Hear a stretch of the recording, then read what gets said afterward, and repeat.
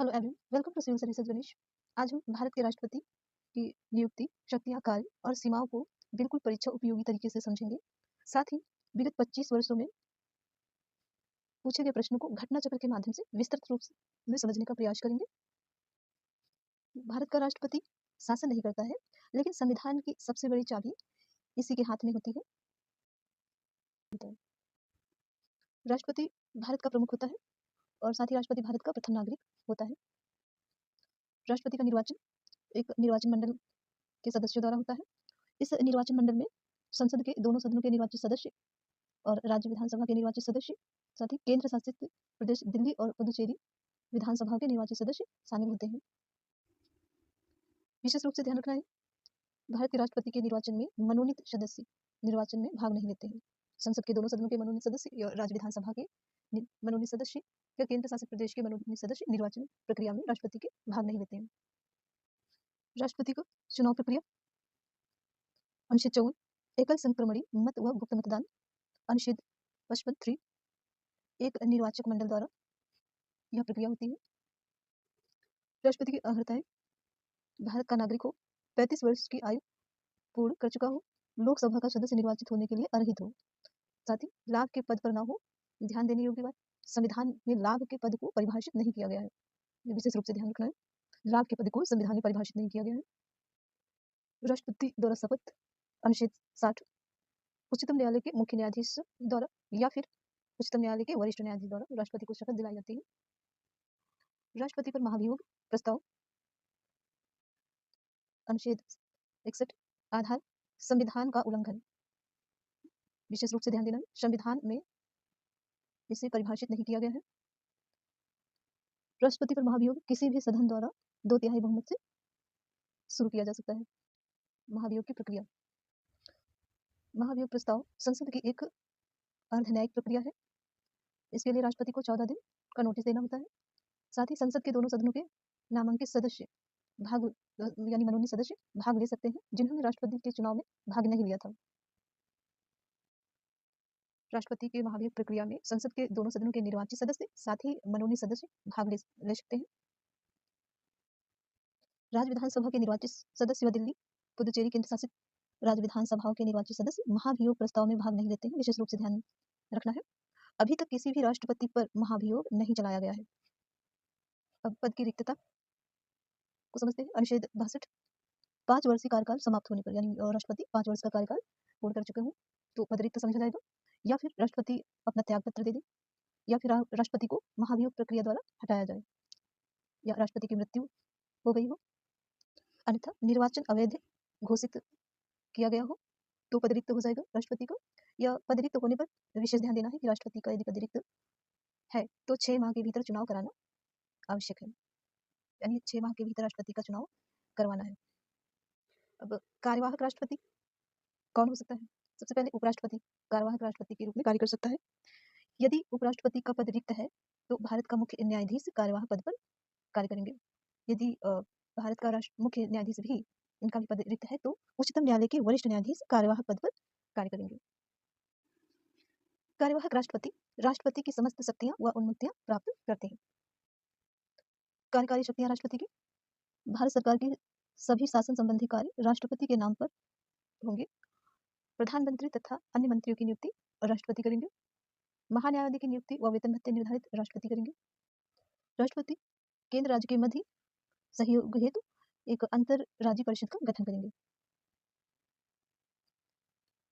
नियंत्रण महालेखा परीक्षक, मुख्य चुनाव आयुक्त, अन्य चुनाव आयुक्त, वित्त आयोग, संघ लोक सेवा आयोग के अध्यक्ष व सदस्यों, राज्यपाल इत्यादि की नियुक्ति राष्ट्रपति करेंगे।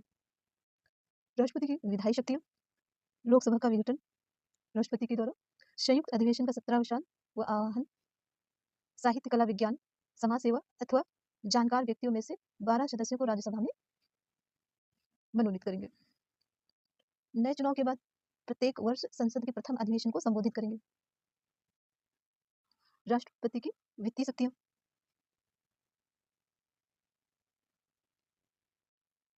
धन विधेयक पर राष्ट्रपति की पूर्व अनुमति, वार्षिक वित्तीय विवरण, केंद्रीय बजट को संसद के समक्ष रखना, अनुदान की मांग पर सिफारिश करना, साथ ही वित्त आयोग के गठन हेतु प्रत्येक 5 वर्ष में वित्त आयोग का गठन करना।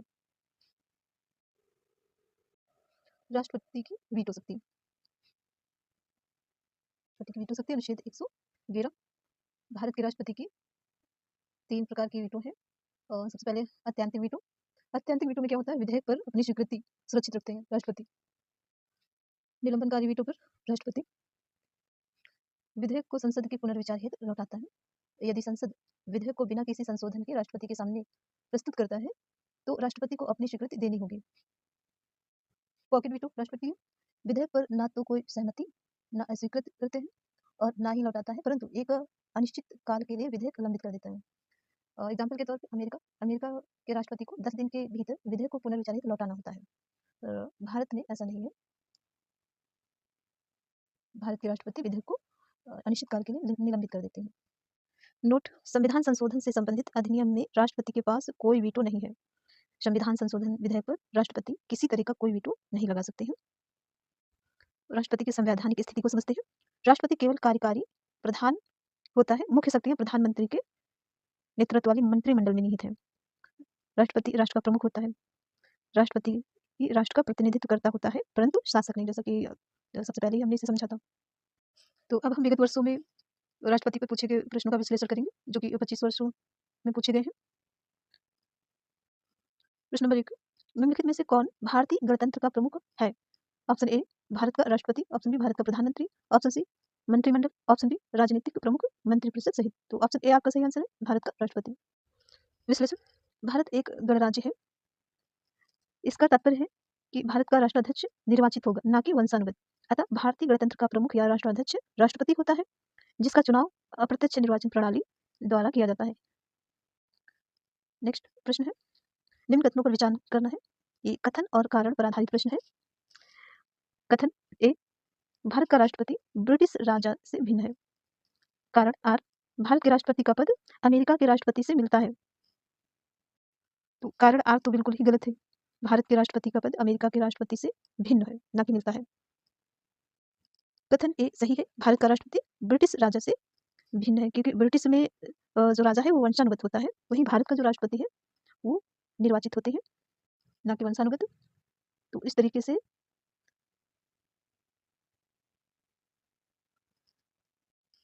ऑप्शन सी सही आंसर, ए सही परंतु आर गलत है।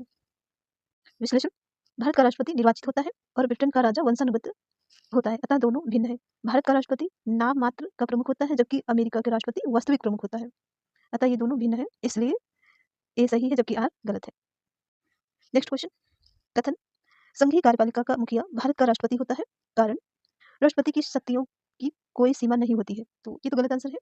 राष्ट्रपति की सीमाएं होती हैं, जैसे मंत्रिपरिषद की सलाह मानना अनिवार्य है राष्ट्रपति के लिए। साथ ही संविधान संशोधन विधेयक को राष्ट्रपति रोक नहीं सकता है और वास्तविक निर्णय लेने की शक्ति नहीं है राष्ट्रपति में। तो कारण आर गलत है। इस हिसाब से ए सही है, आर गलत है, आंसर सी सही आंसर। विश्लेषण, संविधान के अनुच्छेद 53 के तहत संघ की कार्यपालिका शक्ति राष्ट्रपति में निहित है। कथन ए सही है, संघीय कार्यपालिका का मुखिया भारत का राष्ट्रपति होता है। अनुच्छेद 74 ए के तहत राष्ट्रपति अपने कृत्यों का प्रयोग मंत्रिपरिषद की सलाह पर करता है। इस प्रकार आर गलत है, क्योंकि राष्ट्रपति की शक्तियों पर संविधान के अंतर्गत सीमाएं अध्यारोपित है। नेक्स्ट क्वेश्चन है, भारत के राष्ट्रपति अपनी शक्तियों का प्रयोग करते हैं। ऑप्शन ए सीधे अथवा अपने अधीनस्थ अधिकारियों के द्वारा, ऑप्शन बी मंत्रियों के द्वारा, ऑप्शन सी प्रधानमंत्री के द्वारा, ऑप्शन डी मंत्रिमंडल के द्वारा, ऑप्शन ई है उपरोक्त में से कोई नहीं या उपरोक्त में से एक से अधिक। तो सही आंसर है ऑप्शन ए सीधे अथवा अपने अधीनस्थ अधिकारियों के द्वारा। विश्लेषण से समझ लेते हैं, भारतीय संविधान के अनुसार भारत का राष्ट्रपति होगा, एक राष्ट्रपति होगा, ये अनुच्छेद 52 में कहा गया है, जिसमें संघ की कार्यपालिका शक्ति निहित होगी। ये अनुच्छेद 53 में बताया गया है, संघ की कार्यपालिका शक्ति राष्ट्रपति में निहित होगी। साथ ही वह इसका प्रयोग इस संविधान के अनुसार स्वयं या अपने अधीनस्थ अधिकारियों के द्वारा करेगा। 53 एक में कहा गया है। भारत का राष्ट्र कार्यपालिका अध्यक्ष कौन है?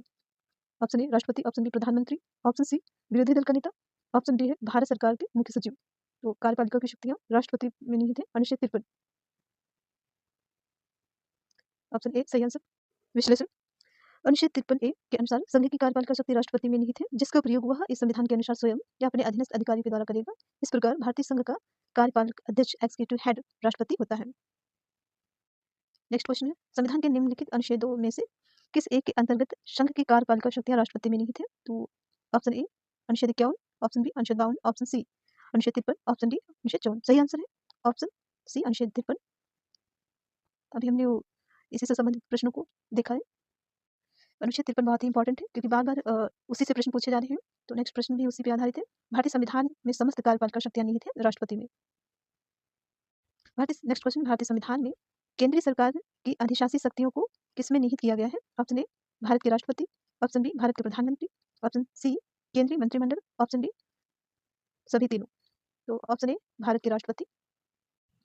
नेक्स्ट क्वेश्चन है कथन कारण पे आधारित है। यहाँ पे कथन कारण में विशेष रूप से ध्यान देना है कि जो कथन है इसका जो कारण दिया होगा उसको हम क्योंकि लगा कर पढ़ेंगे। तो विशेष रूप से ध्यान देना है ऐसे प्रश्नों में, और ये प्रश्न इजी भी होते हैं यदि इन दोनों में से कोई एक गलत साबित कर दे तो, और यदि दोनों सही है तभी आंसर हमें इजीली प्राप्त होगा। तो और थर्ड नंबर पे ऐसा होता है कि इसमें विशेष रूप से ध्यान देना है कि जो कथन में कहा गया है क्या उसी से जुड़ा हुआ, उसी से संबंधित कारण है, तो उसको हम स्पष्टीकरण के माध्यम से समझेंगे कि अभी ऑप्शन के माध्यम से इसको पूर्णतः फिर से समझने का प्रयास करेंगे। सबसे पहले प्रश्न को देख लेते हैं। कथन है संघ की कार्यपालिका शक्ति भारत के राष्ट्रपति में निहित है। तो आपको कमेंट करके बताना है कि ये किस अनुच्छेद में कहा गया है। ये आपको कमेंट करके बताना है कि संघ की कार्यपालिका शक्ति राष्ट्रपति भारत के राष्ट्रपति में निहित है, किस अनुच्छेद में ऐसा कहा गया है। तो प्रश्न पे आ जाते हैं। कारण में दिया गया है क्योंकि, कारण को क्योंकि लगा के पढ़ेंगे, क्योंकि कार्यपालिका शक्तियां सरकार का व्यवसाय चलाने से संबंधित है। कार्यपालिका शक्तियां सरकार का व्यवसाय चलाने से संबंधित है, ये तो सही है, पर ये कथन की व्याख्या नहीं कर रहा है क्योंकि यहाँ पे बताया गया है कि संघ की कार्यपालिका शक्ति राष्ट्रपति में निहित है। यहाँ पे शक्ति किसमें निहित है? राष्ट्रपति में। तो ये है तो सही, परंतु यहाँ पे कार्यपालिका की शक्तियां का कार्य बताया गया है, तो ये भी सही है, लेकिन ये दोनों एक दूसरे की व्याख्या नहीं कर रहे हैं। ऑप्शन पे आते हैं। ऑप्शन ए और आर दोनों सही है, और आर सही स्पष्टीकरण करता है एक। ये तो गलत है क्योंकि यहाँ पे यहाँ पे संघ की शक्तियां राष्ट्रपति में नहीं थे, ऐसा कथन है। यहाँ पे कार्यपालिका की शक्ति का सरकार से क्या संबंध है इसके विषय में बताया गया, तो ये भी सही है। कथन कारण दोनों सही है किंतु व्याख्या नहीं, स्पष्टीकरण नहीं कर रहे हैं। ऑप्शन बी सही आंसर है। नेक्स्ट क्वेश्चन है कथन रक्षा बलों का सर्वोच्च कमांड राष्ट्रपति में निहित है। कारण क्योंकि प्रधान सेनापति की हैसियत से राष्ट्रपति की शक्तियां विधायी नियंत्रण से स्वतंत्र है। तो ये तो गलत है, राष्ट्रपति की शक्तियां सीमित है न कि स्वतंत्र है। वो कारण गलत है और कथन सही है, तो इस हिसाब से आंसर सी ए सही है परंतु आर गलत है। नेक्स्ट क्वेश्चन है यह राष्ट्र का प्रतिनिधित्व करता है परंतु राष्ट्र का नेतृत्व नहीं करता है, यह उक्त निम्न में से किस पर लागू होती है? लोकसभा का अध्यक्ष, ऑप्शन ए, ऑप्शन बी राष्ट्रपति, ऑप्शन सी प्रधानमंत्री, ऑप्शन डी भारत का मुख्य न्यायाधीश। वो सही आंसर है ऑप्शन बी राष्ट्रपति। राष्ट्रपति राष्ट्र का प्रतिनिधित्व करता है परंतु नेतृत्व नहीं करता है, राष्ट्र का नेतृत्व करता नहीं है। नेक्स्ट क्वेश्चन भारत में राष्ट्रपति का निर्वाचन किस प्रकार होता है? तो राष्ट्रपति का निर्वाचन प्रत्यक्ष रूप से राज्यसभा के सदस्यों द्वारा, लोकसभा के सदस्यों द्वारा, या फिर ऑप्शन डी अप्रत्यक्ष मतदान। सही आंसर होगा ऑप्शन डी अप्रत्यक्ष मतदान। आपको कमेंट करके बताना है कि राष्ट्रपति के निर्वाचन में जो निर्वाचन मंडल होता है, निर्वाचन मंडल उसमें कौन कौन से सदस्य भाग लेते हैं, ये आपको कमेंट करके बताना है। साथ ही वीडियो को लाइक करें और सब्सक्राइब करें, शेयर करें ताकि ऐसी वीडियो बनाने के लिए हमें मोटिवेशन मिलता रहे। नेक्स्ट क्वेश्चन है कथन कारण पर आधारित है, और वर्तमान में कथन कारण से संबंधित ही प्रश्न अधिकांश पूछे जा रहे हैं। 2025 में यूपीएससी में भी और यूपीपीसीएस में भी कथन कारण पर आधारित प्रश्न अक्सर पूछे जाते हैं और ये इजी भी होते हैं।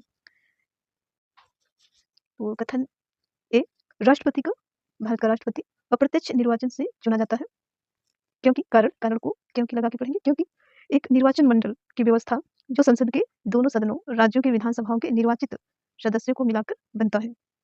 यहाँ पे आपको विशेष ध्यान देना कि राष्ट्रपति के निर्वाचन के संबंध में बताया गया है और कारण में भी राष्ट्रपति के निर्वाचन के विषय में बताया गया है कौन कौन शामिल होगा। तो इस तरीके से कथन ए और कारण आर दोनों सही है, साथ ही कथन ए का सही स्पष्टीकरण कारण आर करता है। ऑप्शन सी सही आंसर है।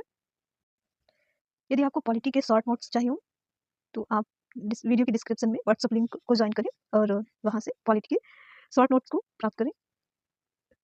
ये आपको फ्री में प्रोवाइड किए जाएंगे नोट्स, पॉलिटी और एंशिएंट हिस्ट्री, मिडाइवल हिस्ट्री और साथ ही मॉडर्न हिस्ट्री, इनके भी नोट्स आपको फ्री में प्रोवाइड किए जाएंगे। नेक्स्ट क्वेश्चन है भारत में राष्ट्रपति का चुनाव किया जाता है। ऑप्शन ए प्रत्यक्ष निर्वाचन द्वारा, ऑप्शन बी एकल से एकल हस्तांतरणीय मत प्रणाली द्वारा, ऑप्शन सी अनुपातिक मत प्रणाली द्वारा, ऑप्शन डी खुला बैलेट प्रणाली द्वारा, ऑप्शन बी एकल हस्तांतरणीय मत प्रणाली द्वारा और ऑप्शन सी अनुपातिक मत प्रणाली द्वारा। इसमें दोनों ही आंसर सही है, बी एंड सी। ये बीपीएससी में पूछा गया है, 41 बीपीएससी 1996 में। नेक्स्ट क्वेश्चन है, राष्ट्रपति के निर्वाचन मंडल के सदस्य होते हैं संसद के दोनों सदन के निर्वाचित सदस्य, राज्य विधान मंडलों के दोनों सदनों के निर्वाचित सदस्य और सभी राज्यों की विधानसभाओं के निर्वाचित सदस्य। दिल्ली ऑप्शन 4 है, नंबर 4 दिल्ली पुदुचेरी विधानसभा के निर्वाचित सदस्य। नंबर 1 संसद के दोनों सदनों के निर्वाचित सदस्य सही। राज्य विधान मंडलों के दोनों सदनों के निर्वाचित सदस्य ऐसा नहीं है, संसद के दोनों सदनों के निर्वाचित सदस्य होंगे, ना कि राज्य विधान मंडलों के दोनों सदनों के निर्वाचित सदस्य। तो नंबर 2 तो गलत है, नंबर 2 गलत है, तो इस हिसाब से ऑप्शन ए और ऑप्शन सी गलत है। नेक्स्ट है सभी राज्यों की विधानसभाओं के निर्वाचित सदस्य सही है, ऑप्शन 3 सही है, ऑप्शन नंबर 1 और 3 सही है। नंबर 4 में दिल्ली पुदुचेरी के विधानसभाओं के निर्वाचित सदस्य सही है, इस हिसाब से आंसर डी सही है। नेक्स्ट क्वेश्चन है, भारतीय संविधान के 17वें संशोधन द्वारा भारत के राष्ट्रपति के चुनाव में जिन 2 केंद्र शासित प्रदेशों ने भाग लेने का अधिकार दिया गया वे हैं, ऑप्शन ए दिल्ली और Chandigarh, option B Delhi Puducherry, option C है दिल्ली दमन व दीव और ऑप्शन डी है चंडीगढ़ पुदुचेरी। तो अभी तक हमने प्रश्नों में देखा कि भारत के राष्ट्रपति के चुनाव में केंद्र शासित प्रदेशों में यदि बात करें तो दिल्ली और पुदुचेरी शामिल होते हैं, दिल्ली और पुदुचेरी की विधानसभाओं के निर्वाचित सदस्य, ऑप्शन बी सही आंसर। नेक्स्ट क्वेश्चन है, निम्नलिखित में से कौन भारत के राष्ट्रपति के निर्वाचन हेतु निर्वाचक गण में सम्मिलित नहीं है? ऑप्शन ए लोकसभा के निर्वाचित सदस्य, ऑप्शन बी राज्यसभा के निर्वाचित सदस्य, ऑप्शन सी राज्यों की विधानसभाओं के निर्वाचित सदस्य, ऑप्शन डी राज्यों की विधान परिषदों के निर्वाचित सदस्य। तो ऑप्शन डी सही आंसर, राज्यों की विधान परिषदों के निर्वाचित सदस्य राष्ट्रपति के निर्वाचन में भाग नहीं लेते हैं। नेक्स्ट क्वेश्चन, निम्नलिखित में से कौन राष्ट्रपति के निर्वाचन हेतु निर्वाचक गण के सदस्य हैं? नीचे दिए गए कोड से सही उत्तर चुनिए। नंबर 1 संसद के दोनों सदनों के सभी सदस्य, नंबर 2 राज्य विधानसभाओं के सभी निर्वाचित सदस्य, नंबर 3 संघ राज्य क्षेत्रों की विधानसभाओं के सभी निर्वाचित सदस्य, नंबर 4 सभी राज्यपाल तथा उपराज्यपाल। राष्ट्रपति के निर्वाचन में संसद के दोनों सदनों के सभी सदस्य तो नहीं होते हैं, तो ये तो गलत हो गया क्योंकि निर्वाचित सदस्य होते हैं दोनों सदनों के। तो नंबर 1 गलत है, option A, option C, option D गलत है। तो ऑप्शन बी बच रहा है, इसे देख लेते हैं। नंबर 2 सही है, यानी राज्य विधानसभाओं के सभी निर्वाचित सदस्य सही। संघ राज्य क्षेत्र की विधानसभाओं के सभी निर्वाचित सदस्य, तो ये सही है, सही होगा, लेकिन यहाँ पे दिया गया है संघ राज्य क्षेत्रों, तो संघ राज्य क्षेत्रों में तो सभी आ गए, तो यहाँ पे केवल दिल्ली और पुदुचेरी 2 ही दिए गए हैं राष्ट्रपति के निर्वाचन में, तो इस हिसाब से ये भी गलत हो गया। तो option A, option B, option C, option D सभी गलत हो गए, तो आंसर होगा इनमें से कोई नहीं। नेक्स्ट क्वेश्चन है, भारत के राष्ट्रपति के चुनाव मंडल में कौन कौन सम्मिलित होते हैं?